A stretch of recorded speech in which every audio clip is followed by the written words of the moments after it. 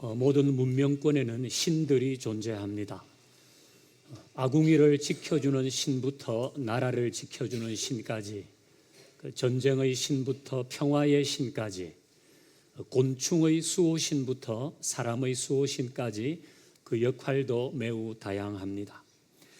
그 많은 신들의 역할 중에 사람들이 가장 중요하게 여기는 것이 있습니다. 바로 풍요입니다. 그 신의 인기와 능력은 인간을 얼마나 풍요롭게 하느냐에 달려 있습니다. 만약 그 신이 자신에게 풍요를 주지 못하면 바로 다른 신에게로 갑니다. 오늘 본문이 이 사실을 방증해 줍니다. 제 본문 미가서 5장 13절 14절을 같이 읽으십시다. 시작. 내가 내게 새긴 우상과 주상을 너희 가운데서 멸절하리니 내가 내 손으로 만든 것을 다시는 섬기지 아니하리라. 내가 또 내 아세라 목상을 너희 가운데서 빼버리고 내 성읍들을 멸할 것이며. 아멘. 자, 하나님께서 이방신 우상을 모두 멸절하겠다 하십니다. 왜 이렇게 뿌리를 뽑으려고 하십니까? 그것은 이스라엘 백성이 풍요를 준다는 이유로 이방 신을 끝없이 따랐기 때문입니다. 참신이든 거짓 신이든 우리를 잘 살게 해주는 신이 최고다. 예레미야를 보면 이런 이스라엘 백성들의 태도가 더 분명하게 드러납니다. 예레미야 44장 말씀 같이 읽읍시다. 시작. 내가 여호와의 이름으로 우리에게 하는 말을 우리가 듣지 아니하고 하늘의 여왕에게 분향하고 그 앞에 전제를 드리리라. 그때는 우리가 먹을 것이 풍부하며 복을 받고 재난을 당하지 아니하였더니. 아멘. 하나님의 말씀을 듣는 대신 하늘의 여왕을 섬기겠다는 겁니다. 이유는 그때는 자기들에게 먹을 것이 풍부했고 복을 받았고 어려움이 없었다는 거예요. 하늘 여왕을 섬길 때 그 하늘 여왕이 풍요를 주었다는 겁니다. 하나님이 참신이든 아니든 중요하지 않아요. 그게 누구든 나를 잘 되게 해주면 그 신을 섬기겠다는 겁니다. 이런 모습은 동, 서, 고, 금을 통해 나타납니다. 현재 기독교인들은 어떨까요? 크게 다르지 않습니다.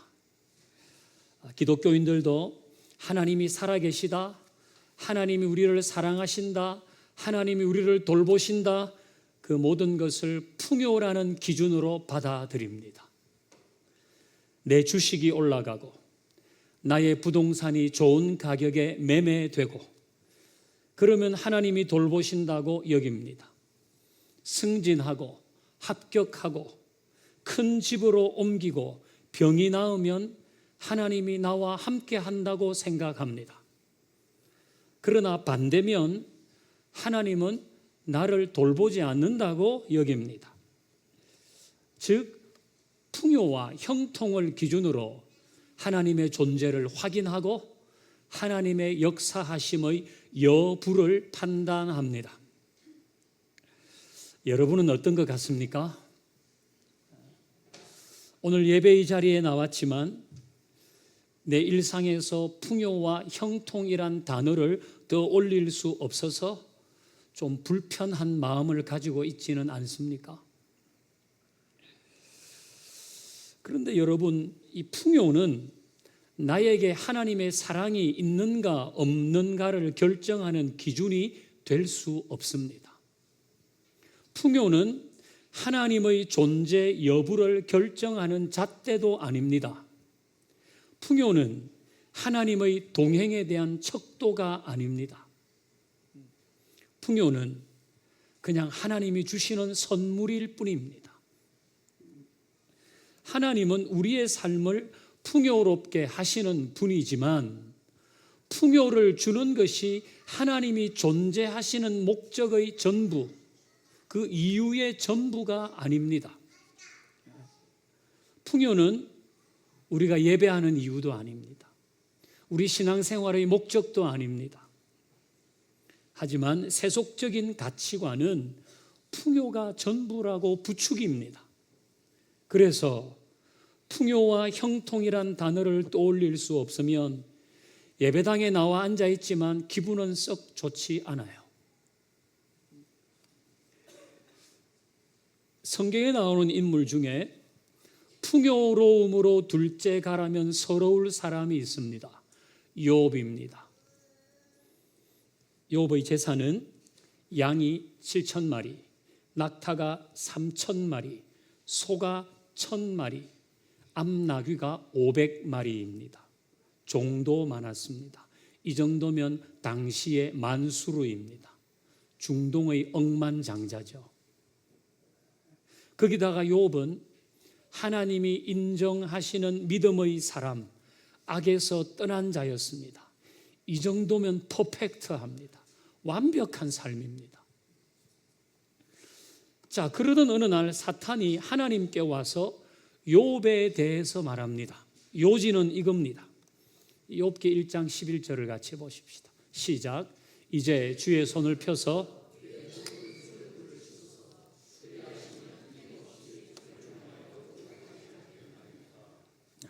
사탄이 말합니다. 하나님, 욥이 왜 그렇게 신앙생활 잘하는 줄 아세요? 잘 살기 때문이에요. 소유가 많으니까 그렇게 신실하게 신앙생활을 하는 겁니다. 하지만 그의 소유가 다 사라지면 하나님을 향해서 욕을 할 겁니다. 그리고 하나님을 떠날 겁니다. 사탄은 자신만만합니다. 그래서 틀림없이라는 단어를 씁니다. 그 많던 소유가 없어지면 틀림없이 100% 하나님은 욥은 하나님께 등을 돌린다는 거예요. 이 틀림없이라는 말은 세상에 안 그럴 사람이 없다는 거예요. 저도 여러분도 예외가 아니라는 겁니다. 욥기 1장을 보면 그야말로 꿈같이 욥의 모든 소유가 사라지잖아요. 1,500마리의 소와 암나귀가 약탈당하고 양 7,000마리가 떼죽음을 당합니다. 낙타 3,000마리도 빼앗겼어요. 설상가상으로 10명의 자녀들도 광풍으로 목숨을 잃습니다. 그야말로 모든 소유가 하루아침에 없어졌어요. 그리고 욥의 몸에는 큰 병이 생겼습니다. 자, 이제 욥기 1장 20절을 봅니다. 같이요. 시작. 욥이 일어나 겉옷을 찢고 머리털을 밀고 땅에 엎드려 예배하며. 아멘. 욥은 졸지의 풍요로움의 아이콘에서 비참함의 아이콘으로 바뀌어버립니다. 그래서 그는 옷을 찢고 삭발을 했어요. 이거 하나님께 시위하는 겁니까? 우리 학교 다닐 때 두발 단속 강하게 하면 삭발하는 애들이 있었어요. 그렇게 짧은 머리가 좋으세요? 그럼 제가 빡빡 깎아드리죠. 지금 욥은 하나님께 자신의 불편한 마음을 표하기 위해서 옷을 찢고 머리를 밀었습니까? 그렇지 않아요. 욥은 옷을 찢고 머리를 밀고 하나님께 예배를 했다고요. 피켓을 든 것이 아니라 하나님을 예배했어요. 그러니까 그가 옷을 찢고 머리를 민 건 그만큼 슬픈 거예요. 그만큼 답답해요. 왜 이런 일이 일어났지? 그걸 주체할 수가 없습니다. 욥은 그 마음을 가지고 엎드려 예배합니다. 욥은 하나님께 뻑규를 날린 게 아니라 엎드려 예배했습니다. 어떻게 슬프지 않겠습니까? 졸지에 모든 것을 잃었는데 어떻게 답답하지 않겠습니까? 욥은 그 답답함과 슬픔을 가지고 하나님을 예배하고 있습니다. 예배는 이럴 때도 하는 겁니다. 어떤 사람은 슬픔이 사라지면 예배하겠다고 합니다. 어떤 사람은 답답한 게 좀 진정되면 그때부터 기도하겠다고 합니다. 여러분, 교회는 동창회 모임이 아니잖아요. 예배당은 때 빼고 광내고 나오는 데가 아니잖아요. 슬프면 슬픈 대로, 답답하면 답답한 대로, 시험 당했으면 시험 당한 대로 나오는 곳이 예배당입니다. 예배는 그때도 드려야 하는 겁니다. 내 슬픔이 끝나고 답답함이 끝나면 그때부터 예배 드리겠습니다. 이건 마치 내가 내 병 웬만큼 고친 다음에 병원에 가겠습니다. 그것과 같은 겁니다. 앞뒤가 안 맞는데도 이걸 고집합니다. 우리는 이러지 마십시다. 욥은 풍요가 사라지고 슬픔과 답답함이 밀려올 때 예배했습니다. 예배는 이렇게 하는 겁니다. 자, 욥의 이어지는 고백을 들어보십시다. 1장 21절도 같이 읽습니다. 시작. 이르되 알몸으로 나와 싸운즉 또한 알몸이 그리로 돌아가올지라. 주시니도 여호와시요 거두시니도 여호와시니 여호와의 이름이 찬송을 받으실지니라. 아멘. 자, 우리가 잘 아는 고백이 나왔습니다. 주시니도 여호와시요 거두시니도 여호와시다. 주신 분이 여호와시다. 욥은 자신의 풍요는 하나님의 선물이었다고 말하는 겁니다. 하나님이 주신 겁니다. 그 풍요로움이 하나님이 함께 하신다는 유일한 증거가 아니란 말입니다. 그래서 거두어 가신 분도 여호와라고 합니다. 지금은 자기에게서 풍요로움이 사라졌지만 하나님은 여전히 나와 함께 하신다는 고백입니다. 이것으로 욥은 자신이 지금까지 하나님을 경외한 것이 풍요로움 때문이 아님을 증명하고 있습니다. 욥은 하나님의 사랑이 형통으로만 나타나는 것이 아님을 보여줍니다. 욥에게서 풍요로움은 사라졌지만 하나님은 여전히 나와 함께 하신다고 선언하고 있어요. 멋집니다. 눈물나게 멋집니다. 우리는 금년 마지막 주일을 보내고 있습니다. 여러분 중에는 풍요, 여유로움, 넉넉함 이런 단어가 가깝게 느껴지는 사람 있을 겁니다. 잘 풀리고 잘 팔리고 잘 올라가고 잘 되고 있으면 감사하고 또 감사하고 겸손하고 또 겸손하십시오. 그리고 풍요가 하나님의 사랑을 나타내는 전부라고 생각하지 않도록 주의하십시오. 도리어 그 풍요로움으로 하나님을 멀리하지 않도록 자신을 살피고 또 살피십시오. 그래야 여러분의 삶이 비대해지지 않습니다.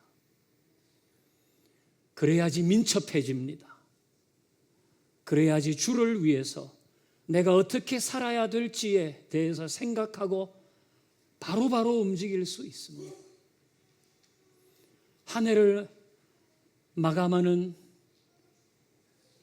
오늘, 여러분 중에는 풍요와 형통이라는 단어와 거리가 멀다고 느끼는 사람이 있을 겁니다.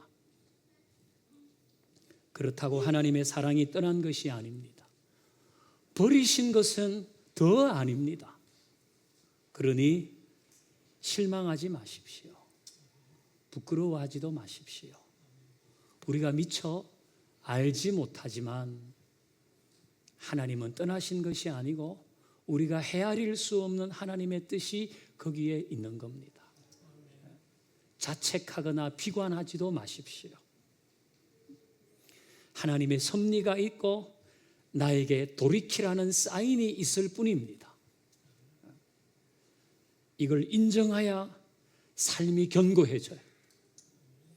그래야 그 위에 뭔가 다시 세울 수 있는 겁니다. 우리는 앞에서 사탄의 호언장담을 들었어요. 사탄은 욥에게 그리고 하나님 앞에서 풍요와 형통이 사라지면 틀림없이 욥은 하나님을 욕하고 떠날 것이라고 했습니다. 그러나 욥은 하나님을 욕하고 떠나기는커녕 더 깊이 예배하고 찬송했습니다. 사탄의 확신은 물거품이 됐습니다. 어쩌면 사탄은 우리에게도 확신을 가지고 있을지 모릅니다.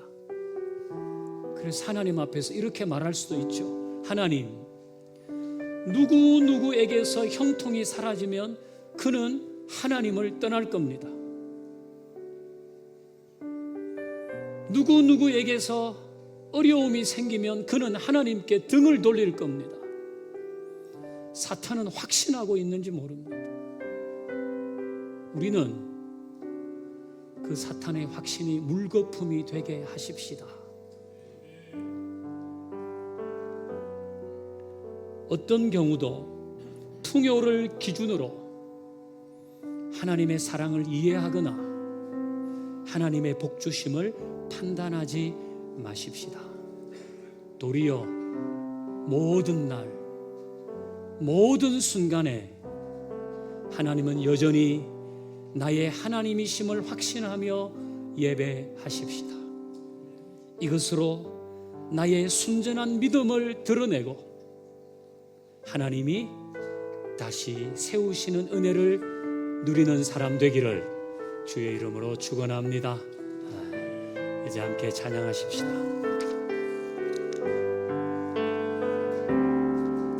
나의 하나님 그 크신 사랑 나의 마음 속에 언제나 슬픈 눈물 지을 때 나의 힘이 되시는 나의 영원하신 하나님 나의 구원의 반석 나의 생명의 주인 나의 사랑의 노래 실패하여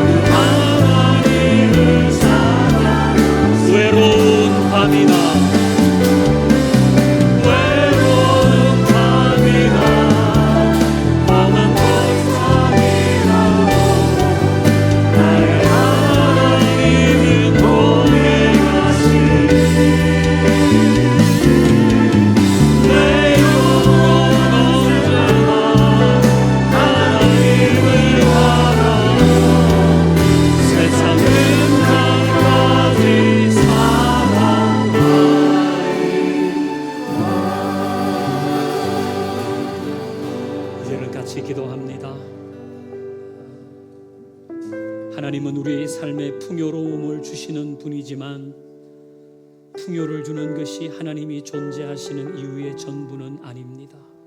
꼭 기억하십시다.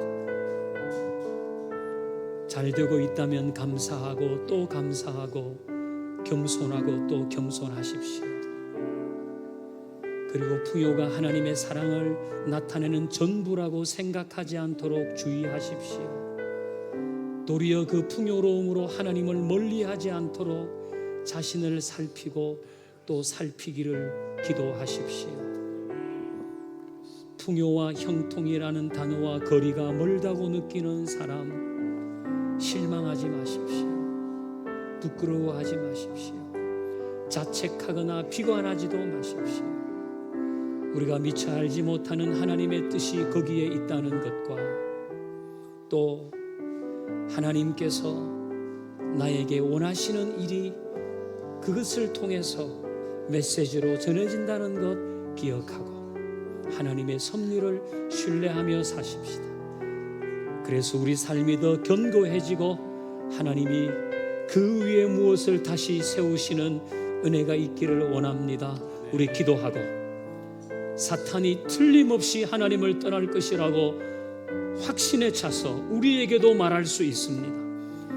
우리는 그런 사탄의 확신을 물거품으로 만드는 사람들 되기를 원하며 이 시간에 같이 기도합니다. 살아계신 하나님, 오늘 마지막 주일 주님 앞에 나왔습니다. 우리는 기억하겠습니다. 하나님은 우리의 삶에 풍요를 주시는 분이지만 그것이 하나님이 존재하시는 이유의 전부가 아닌 것을 다시 기억합니다. 주여, 그것이 나에게 하나님의 사랑이 있다는 증거가 아닙니다. 그것이 하나님이 나를 사랑하신다는 것 아닙니다. 그래서 우리는 잘 되고 있다면 오히려 더 감사하고 더 겸손하고 사랑을 나타내는 전부라고 생각하지 않도록 주의하고 도리어 그 풍요로움으로 하나님을 멀리하지 않도록 자신을 살피고 또 살피게 하옵소서. 여전히 이 잘 풀리지 않는 사람들이 실망하지 않고 자책하지 부끄러워하지 않고 나는 미처 알지 못하는 하나님의 섭리가 거기에 있음을 믿게 하셔서 우리 삶이 더 견고해지고 하나님이 그 위에 무엇을 세우시는 역사를 경험하게 하옵소서. 주여, 사탄은 우리에게도 틀림없이 하나님을 떠날 것이라고 호언장담합니다. 그러나 우리는 그런 사탄의 확신을 무력화하는 사람들 되게 하십시오. 주여, 3년 마지막 주일 주 앞에 섭니다. 우리의 상황이 어떻든지 우리가 어떤 마음으로 살아야 할지를 말씀해 주셨습니다. 주님,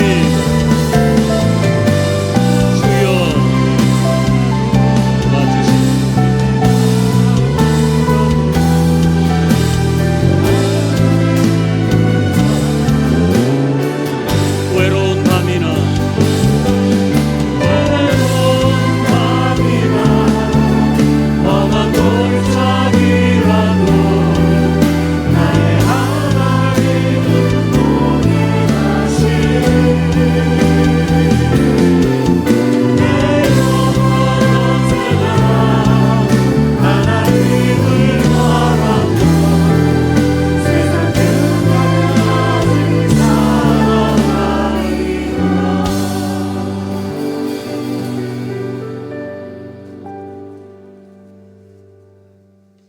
아버지, 오늘 말씀해 주셨습니다. 욥은 다 잃어버렸지만 하나님을 사랑하며 예배하며 하나님이 함께 하신다는 믿음은 잃어버리지 않았습니다. 우리에게도 이 마음 늘 간직할 수 있도록 도와주십시오. 지금 우리의 삶에 형통과 여유로움이 없으면 하나님의 말씀이 귀에 잘 들리지도 않고 마음으로 잘 다가오지도 않습니다. 그럼에도 불구하고 우리는 애를 써보겠습니다. 하나님이 그 가운데서도 동행하고 계시며 그 가운데서도 일하고 계시다는 것을 신뢰하며 다시 우리의 삶을 견고하게 만들어 가겠습니다. 그 위에 하나님 다시 이루시고 세워 주옵소서. 사탄이 틀림없이 하나님을 등질 것이라고 말할 때에 그 사탄의 확신이 거짓임을 나타내는 사람들로 살게 하옵소서. 예수님의 이름으로 기도하옵나이다. 아멘.